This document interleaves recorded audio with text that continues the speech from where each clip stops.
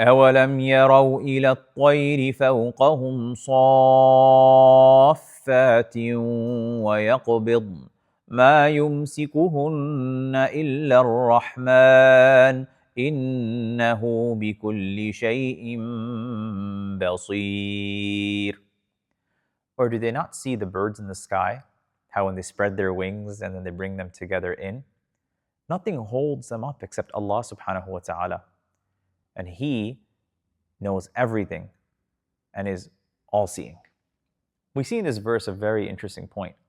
Allah is telling us to observe creation, to observe nature. And in this particular setting, He's saying to observe the birds.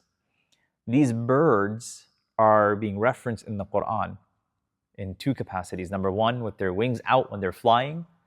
But also, imagine how scary it is to be, say, in the sky and then closing your wings in at that time period.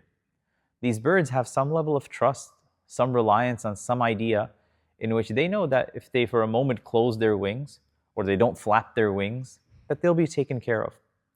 On one level, through the different laws that are already in place that Allah subhanahu wa ta'ala has created.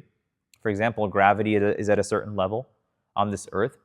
We experience our lives based on these laws and these mechanics and these physics that God has set in stone for us.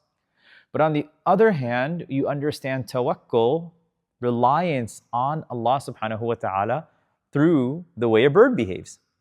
In another hadith of the Messenger sallallahu alaihi wasallam, he says that if we were to depend on Allah subhanahu wa ta'ala in the way that a bird does, in reference to what? Going out, spending the day looking for food and bringing it back for its children, then we would be able to showcase a greater level of tawakkul.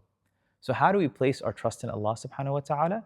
It begins with understanding that there are certain things that are in our control that we can exact, and there are certain things in the control of Him that we have no control over.